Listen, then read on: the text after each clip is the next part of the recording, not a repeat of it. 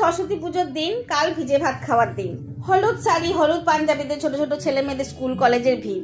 একদিন তো এই জীবনটা আমাদেরও ছিল, শাড়ি পরা, ঘুরে আসা, শাড়ি খুলে ছুঁড়ে ফেলে দেওয়া, মা সব গুছিয়ে নেবে।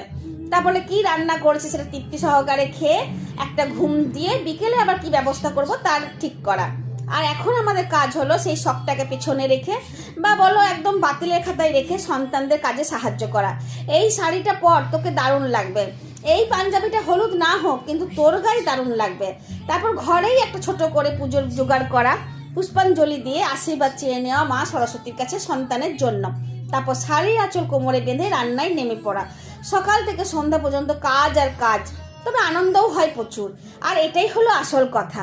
তাহলে মেন কথা হলো সেই একই, যে আমি আর আমার মা যে সাইকেলের চাকাটা এতদিন ঘোরাতাম, এখন সেই সাইকেলের চাকাটা ঘুরছে, আমি আর আমার সন্তান মিলে ঘোরাচ্ছি। আমার চটজলদি রান্নাঘরে হাবিজাবি বেশি কিছু রান্না করিনি। এই দিনটিতে যেগুলি খেতে বেশি ভালো লাগে সেই রান্নাগুলোই করে নিয়েছিলাম। মটরশুঁটি আলু দিয়ে নিরামিষ বাঁধাকপির তরকারি, ঝুরঝুরে আলু পোস্ত ভাজা কাঁচা লঙ্কা দিয়ে, কলাই সেদ্ধ আর মাছের ঝোল, মাছের টক।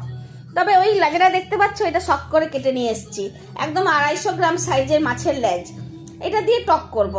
একদম ভাতে মুড়িতে বাঁধাকপির তরকারি দিয়ে বেশ করে মেখে ওপর থেকে ছড়িয়ে দিলাম নুন, সর্ষের তেল, পেঁয়াজ কুচি, কাঁচা লঙ্কা কুচি, রমা কলাই সেদ্ধ।